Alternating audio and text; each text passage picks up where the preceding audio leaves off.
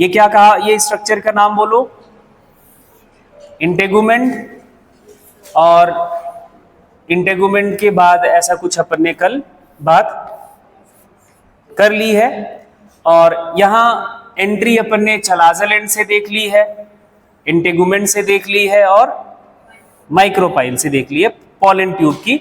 और एक और बात अपन ने नोट कराई थी कि पॉलन ट्यूब जब भी ग्रो हो रहा होता है उस टाइम पे क्या हो जाता है, जनरेटिव सेल एक माइटोसिस से डिवाइड करके दो मेल गैमीट में कन्वर्ट हो जाता है। ये बात क्लियर है? जब इतनी बात क्लियर है तो फिर कोई समस्या नहीं आएगी। किधर से भी एंट्री होएगी तो उनके हिसाब से हमने टर्म दिए थे। क्या नाम दिया था इसको, बोलो भाई? पोरोगैमी, इसको मीजोगैमी, और इधर अपन ने क्या नाम दिया था, चलाजोगैमी।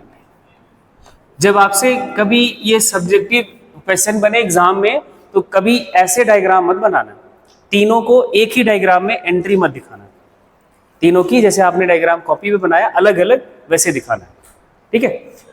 समझने के लिए आप इतनी बात समझ गए थे। अब आगे सुनो ध्यान से, ये एंटीपोडल्स हैं, इधर सेंट्रल न्यूक्लियाई होगा, और ये आपको पता है एग एपरेटस है, एंटीपोडल्स है, एम्ब्रियो सैक का स्ट्रक्चर है। पॉलन ट्यूब की एंट्री ओव्यूल में किधर से भी हो, माइक्रोपाइल से हो या इंटेगुमेंट से हो या फिर चलाजा से हो, इसे कोई फर्क नहीं पड़ता। लेकिन जब एम्ब्रियो सैक में एंट्री की बात आती है, it enters into embryo sac only toward या only from the micropylar end. किधर से एंटर करेगा, माइक्रोपाइलर एंड से ही एम्ब्रियो सैक में। ओव्यूल में एंट्री होने के बाद जैसे यहाँ आपका इंटेगुमेंट से एंट्री हुई तो ये पॉलन ट्यूब ऐसे ग्रो करता हुआ आएगा और इधर से ही एंटर करेगा, इधर से ही एम्ब्रियो सैक में एंटर करेगा। सेम इधर चलाजल एंड से एंटर करने के बाद भी पॉलन ट्यूब इधर से ऐसे ग्रो करता हुआ आएगा और इधर से ही एंटर करेगा, ये बात ध्यान रखना। और इधर माइक्रोपाइल से एंटर कर रहा है तो कोई प्रॉब्लम की बात नहीं है, वो सीधा एंटर करेगा। इसका रीजन क्या है, क्योंकि यहाँ पे सिनर्जिड्स होते हैं। क्या होते हैं? सिनर्जिड्स होते हैं। कल आपने ये बात लिख ली थी कि सिनर्जिड्स सिंथेसाइज करता है क्या, calcium boron inositol sugar complex, and that chemicals is recognised by the pollen tube. मतलब पॉलन ट्यूब का जो मूवमेंट है वो कैसा था, कीमोट्रॉपिक मूवमेंट है तथा मतलब केमिकल की ओर, केमिकल की ओर ये अट्रैक्टेड होता है, केमिकल को सेंस करके मूव करता है। और वो केमिकल कौन से क्रिएट कर रहा है, सिनर्जिड। तो ऑब्वियस सी बात है कि वो सिनर्जिड्स की तरफ ही जाएगा, एंटीपोडल्स की तरफ नहीं जाएगा। ठीक है, इतनी बात लिखो। Pollen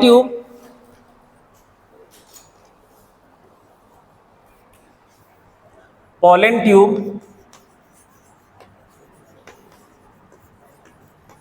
enters in embryo sac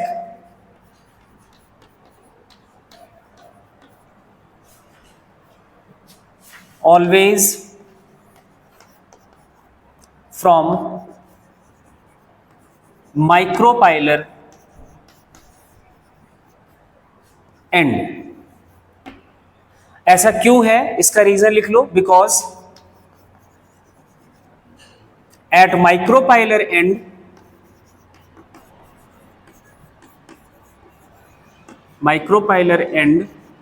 synergids are present and ये क्या करते हैं, which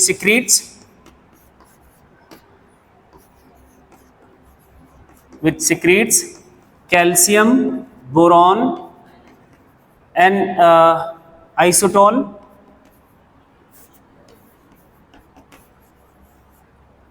sugar complex। ठीक, इस वजह से ऐसा है। और इसके बाद एक पॉइंट लिख लेना, पॉलन ट्यूब का जो मूवमेंट है that is a chemotropic movement of pollen tube. ये पहले भी लिख चुके हो, एक बार दोबारा लिख रहे हो, movement of pollen tube is chemotropic movement. Chemotropic movement. इतनी बात आपको ध्यान रखनी है।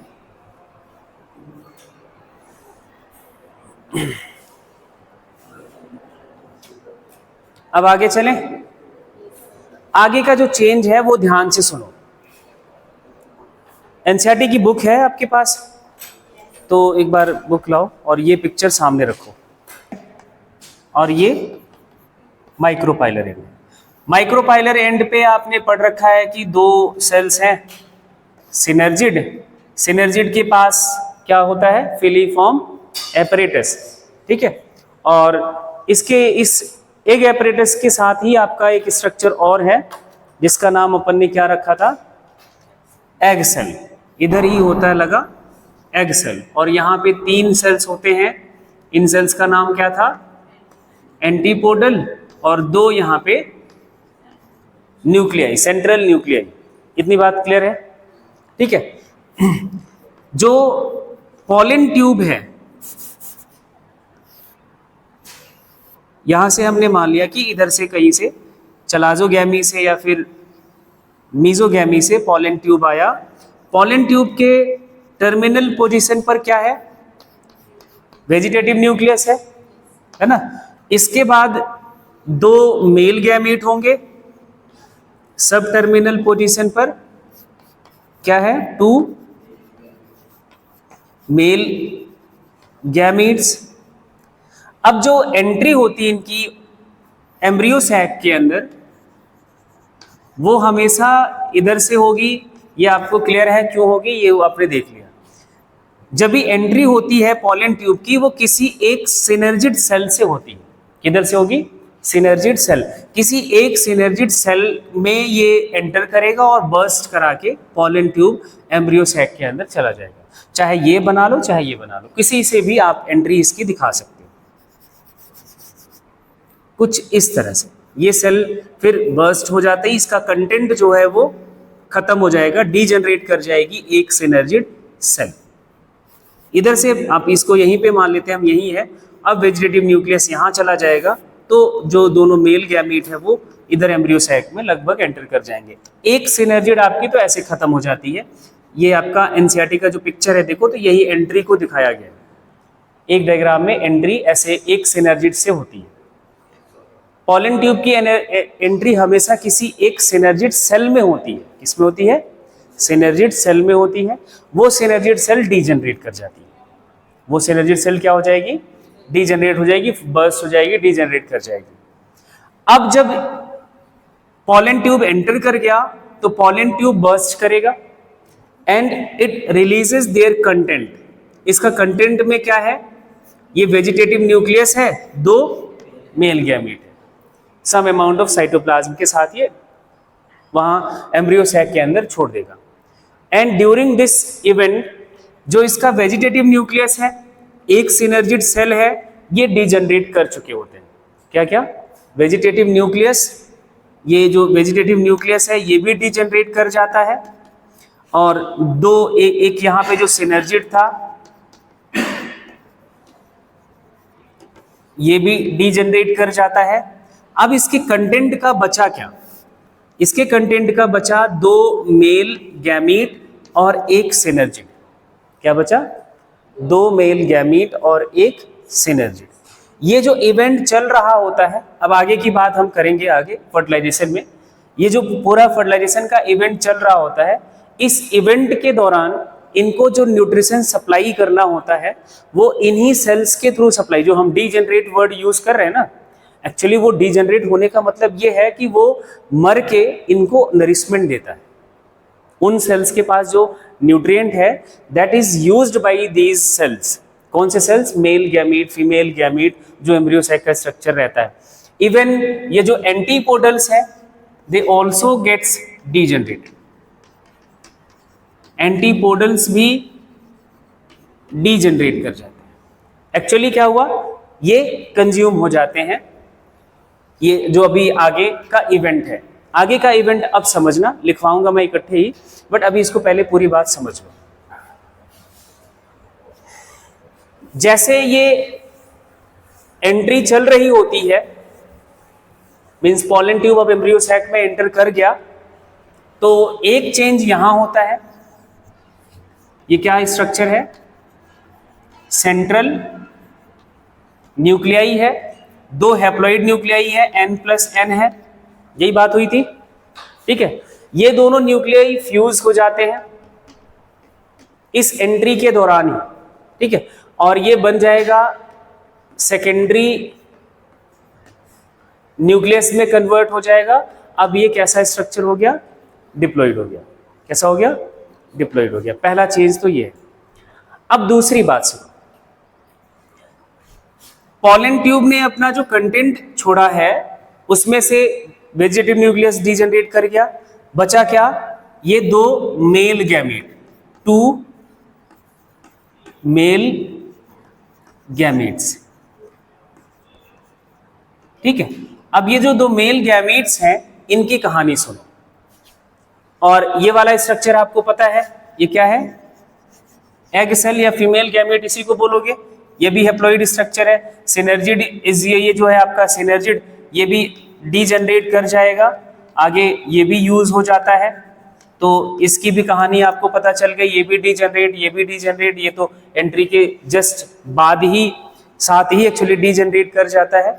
अब जो आगे कहानी है वो ये है, एग जो है, एग सेल या जो फीमेल गैमीट है, ये फ्यूज करेगा, ये हैप्लॉइड स्ट्रक्चर है, ये फ्यूज करेगा फर्स्ट, अब मैं 2 वर्ड यूज करूंगा, फर्स्ट एंड सेकंड। यहां पे वर्ड क्या लिखा है? 2 मेल गैमीट। अब इन 2 मेल गैमीट के लिए मैं एक पहला और दूसरा नाम दे रहा हूं। अगर मैं 1 और 2 लिखूंगा तो वो कंफ्यूजन क्रिएट करेगा, ठीक है। तो अभी लिखेंगे क्या? First male gamete. एक दोनों में से कोई एक मेल गैमीट इसके साथ, एग के साथ फ्यूज करेगा and it converts into zygote. किसमें कन्वर्ट हुआ? जाइगोट। ये एक्चुअल फर्टिलाइजेशन है। ये क्या है? Actual fertilization. तो what about second male gamete? वो क्या करेगा? उसका क्या होता है वो देखो। सिनर्जिड डीजनरेट हो जाता है, एंटीप्योडल्स भी डीजनरेट हो जाते हैं। तो जो आपका ये जो सेकेंडरी न्यूक्लियस है, कौन सा? सेकेंडरी न्यूक्लियस है, जो कि कैसा स्ट्रक्चर हो चुका है? डिप्लॉइड। इसके साथ सेकेंड मेल गैमीट, कौन सा? Second male. आपको समझ आ गई, ठीक है। एक सिनर्जिड की कहानी खत्म। इस इवेंट के दौरान एंटीपोडल्स की भी डीजनरेशन होना है और ये सिनर्जिड का भी डीजनरेशन होना है, मतलब ये यूज होने वाले सेल्स हैं। जो फीमेल गैमीट है, एग, इसका फ्यूजन एक मेल गैमीट के साथ and it converts into zygote. Actual fertilisation ये है। एंड दूसरा, उसके पहले एक चेंज हमने ये बताया था, सेंट्रल न्यूक्लियाई जो कि 2 हैप्लॉइड न्यूक्लियाई है, इनका फ्यूजन हो जाता है और ये कन्वर्ट हो जाते हैं किसमें? सेकेंडरी न्यूक्लियस में। पहले ये फर्टिलाइजेशन के दौरान ही, बट जाइगोट बनने से पहले ही, या हम कह सकते हैं कि सारा साइमल्टेनियस प्रोसेस है, ठीक है। ये कन्वर्जन हो गया। अब इस सेकेंडरी न्यूक्लियस के साथ सेकेंड मेल गैमीट, इन दोनों में से एक तो यहां आ गया, ठीक है। एक सेकेंड मेल गैमीट जो है वो फ्यूज कर जाएगा सेकेंडरी न्यूक्लियस के साथ एंड फॉर्म्स PEN। क्या बनाएगा? PEN, primary endosperm nucleus. क्या बोलोगे? Primary endosperm nucleus. अब ये प्राइमरी एंडोस्पर्म न्यूक्लियस आगे चल के PEC में कन्वर्ट हो जाएगा। आगे अभी हम एंडोस्पर्म का न्यूक्लियस डेवलपमेंट देखेंगे तो आपको बात समझ आ जाएगी। हाँ, इसके बाद की जो कहानी है वो देख लो।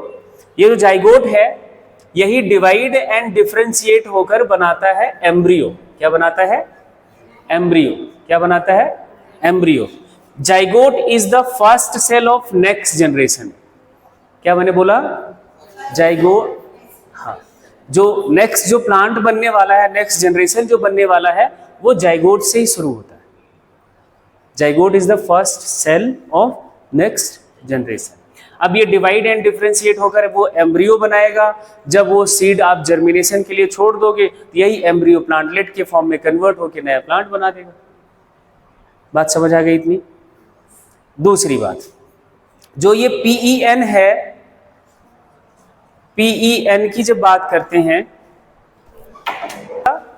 प्राइमरी एंडोस्पर्म न्यूक्लियस, ये प्राइमरी एंडोस्पर्म न्यूक्लियस से डेवलप होता है एंडोस्पर्म। क्या बनता है? एंडोस्पर्म। एंडोस्पर्म क्या है? जो आपका न्यूसेलस होता है, न्यूसेलस का काम क्या था? हाँ जी, हाँ, नरिशमेंट प्रोवाइड करता है to the developing embryo sac या फिर एम्ब्रियो सैक को। अब जो ये एंडोस्पर्म है, it provide nourishment to the embryo. ठीक है, एम्ब्रियो सैक तो अब कन्वर्ट हो जाएगा किसमें? एम्ब्रियो में। फ्यूजन फर्टिलाइजेशन होने के बाद किसमें कन्वर्ट हो गया? एम्ब्रियो में। तो एम्ब्रियो को जिंदा रखने के लिए सीड डोरमेंसी भी तो होती है। सीड बन गया तो एक रेस्टिंग फेज में चला जाता है। उस रेस्टिंग फेज में उस एम्ब्रियो को खाना भी तो चाहिए, और वो खाना कौन देता है? एंडोस्पर्म देता है। ठीक है, इतनी बात समझ आ गई? अब मैं जो बोलने जा रहा हूं वो ध्यान से सुनना। यहां पे दो मेल गैमीट हैं, दोनों मेल गैमीट से क्या हो रहा है? फ्यूजन हो रहा है। दोनों मेल गैमीट का, एक का फ्यूजन एग के साथ होता है, एक का फ्यूजन सेकेंडरी न्यूक्लियस के साथ होता है, so that this event is termed as fertilisation. क्या बोलते हैं इस इवेंट को? Double fertilisation. अब दूसरा टर्म समझो। सेकेंडरी न्यूक्लियस को मैं अगर ये लिखूं N+N, तो कोई तकलीफ तो नहीं होनी चाहिए।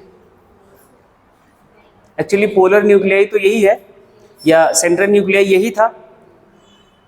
दो न्यूक्लियाई इसके, एक मेल गैमेट का, सारे हैप्लॉइड हैं, है ना? एक हैप्लॉइड ये, दो हैप्लॉइड न्यूक्लियाई ये, तीनों न्यूक्लियस का फ्यूजन होता है। And this event is termed as triple fusion. और ये जो इवेंट की बात चल रही थी वो यही, एंजियोस्पर्म में ही सिर्फ ये देखने को मिलता है, double fertilisation and triple fusion, और पूरे लिविंग वर्ल्ड में कहीं भी ऐसा नहीं है। इसलिए this is the most characteristic feature of angiosperm. ये कह सकते हैं कि यूनिक फीचर है, double fertilisation and triple fusion. Short वाले क्वेश्चन या लॉन्ग में बहुत बार ऐसे पूछा जाता है कि what is double fertilisation and triple fusion, कहाँ ये पाया जाता है, किन का कैरेक्टरिस्टिक फीचर है, इसका मतलब क्या है?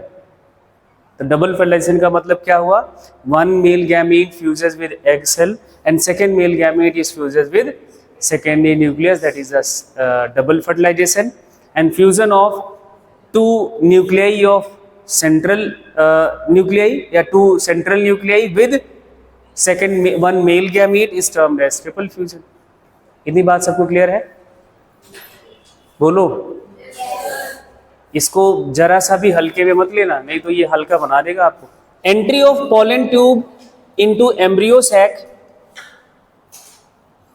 entry of pollen tube into embryo sac to any one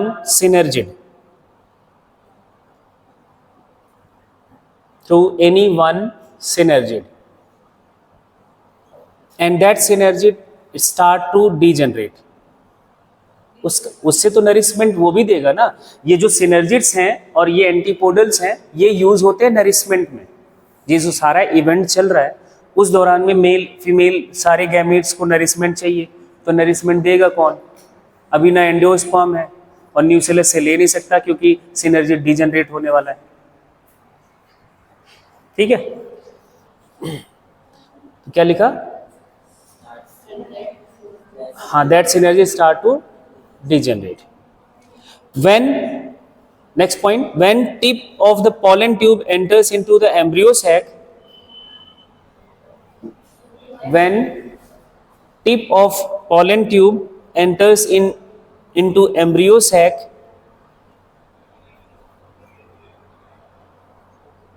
vegetative nucleus degenerates.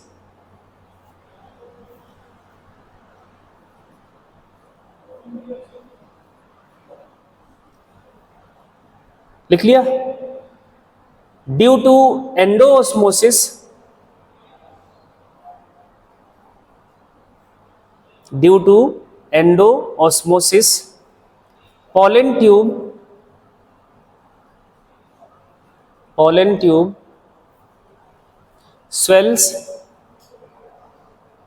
swells and burst.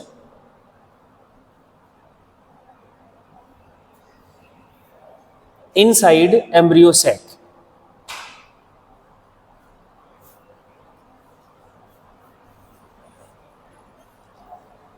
And release their content.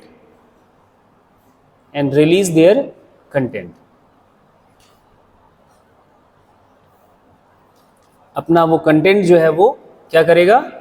Release कर देगा. इतनी बात क्लियर हो गई?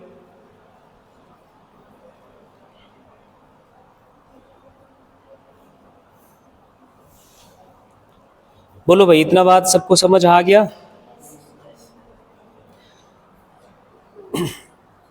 अब एक हेडिंग बना लो. ये डायग्राम आपको बना लेने हैं दोनों, एक इनसे जो आपके इधर पिक्चर दो बने हैं ना, ये दोनों इसी के बाद बना लेने हैं. इतना स्पेस छोड़ दो.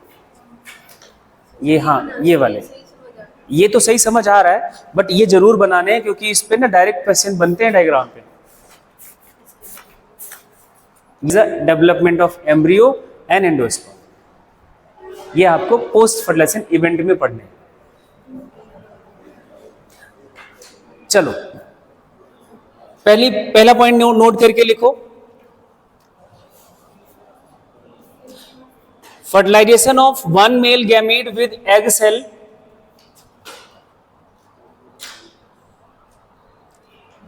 one male gamete is with egg cell is termed as true fertilization. True fertilization.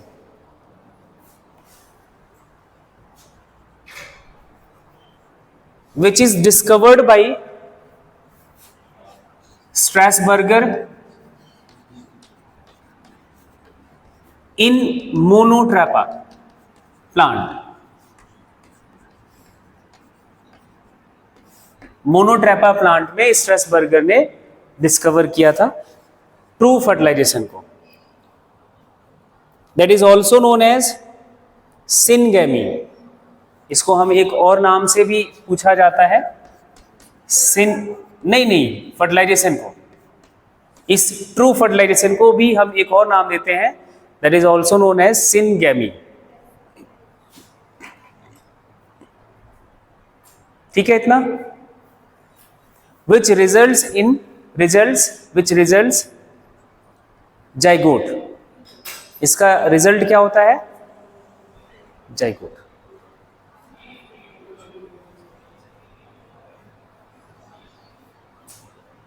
ठीक है इतना? नेक्स्ट पॉइंट लिखो. Second male gamete, second male gamete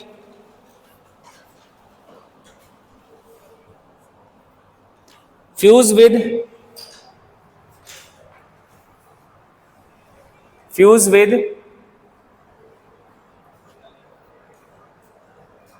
secondary nucleus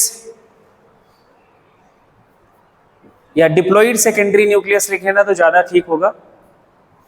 diploid secondary nucleus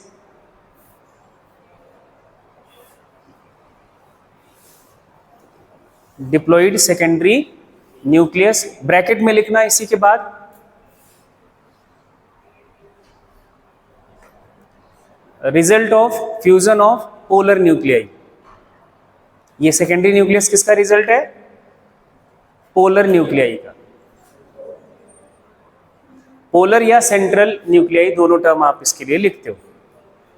result of fusion of polar nuclei, bracket बंद कर दो। Second male gamete fuses with secondary diploid secondary nucleus to form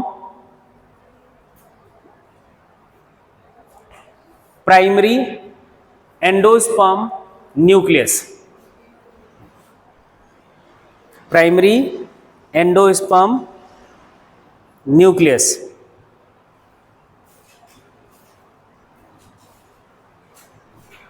primary endosperm nucleus. और primary endosperm जो nucleus है वो कैसा structure है? Triploid structure है, 3n स्ट्रक्चर होता है। कैसा होता है? ट्रिप्लॉइड स्ट्रक्चर होता है। लिखो इसको, primary endosperm is triploid structure, और इसको हाईलाइट करके लिखना।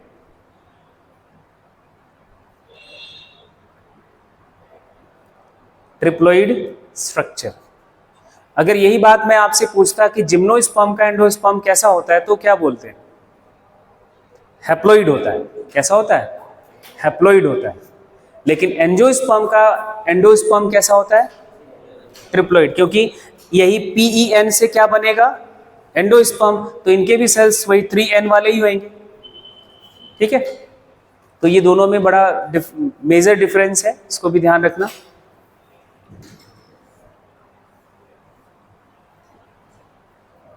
एंड आगे एक पॉइंट और लिखो, and this fusion is termed as triple fusion. इसको क्या बोलते हैं? Triple fusion. जो सेकेंड मेल गैमीट और सेकेंडरी न्यूक्लियस का फ्यूजन है वो क्या है? ट्रिपल फ्यूजन है, क्योंकि 3 न्यूक्लियाई, 3 हैप्लॉइड न्यूक्लियाई फ्यूज होते हैं। ठीक है, अब जो बात लिखोगे वो ये है, समझना ध्यान से। एंजियोस्पर्म में सिनगैमी और ट्रिपल फ्यूजन की वजह से हम एक नया टर्म देते हैं, that is a double fertilisation. क्या वर्ड देते हैं? Double fertilisation. एंजियोस्पर्म में ये सिनगैमी भी होता है और ट्रिपल फ्यूजन होता है, that is collectively termed as double fertilisation. इसको हम एक साथ क्या बोलते हैं? Double fertilisation. एक्चुअली लिखने की जरूरत नहीं है, एज इट इज ऐसे बनाओ। ग्रो हो रहा है तब वेजिटेटिव न्यूक्लियस की position terminal and male gamete की पोजीशन सब टर्मिनल है। जब एंट्री इनटू एम्ब्रियो सैक का दौर आता है तब टर्मिनल पोजीशन हो जाता है मेल गैमेट का, एंड वेजिटेटिव न्यूक्लियस का पोजीशन सब।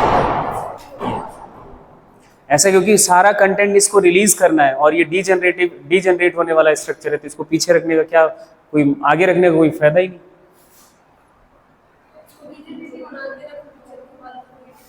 कोई बट कंटेंट पूरी तरह से एम्ब्रियो सैक के अंदर जाना जरूरी है ना, पॉलन ट्यूब का। इसलिए अगर मेल गैमेट पीछे रह गया तो एक बाहर ही रह गया तो कुछ एक स्ट्रक्चर नहीं बनेगा। पॉलन ट्यूब में रुक गया तो बस्ट करना है ना, कोई तुम ऐसे पंपिंग वो मैकेनिज्म थोड़ी है कि पॉलन ट्यूब ग्रो करके एम्ब्रियो सैक के अंदर, वो डिपेंड करता है कि पॉलन ट्यूब की ग्रोथ ठीक ठीक चल रही है कि नहीं। अगर ठीक हो रही तो एंटर करके बस्ट करेगा तो कंटेंट सारा रिलीज होएगा। मान लो कि वो ट्रांजिशन फेज पे पॉलन ट्यूब है कि एम्ब्रियो सैक की एंट्री तो हो गई, बहुत ज्यादा अंदर तक नहीं गया, तो बस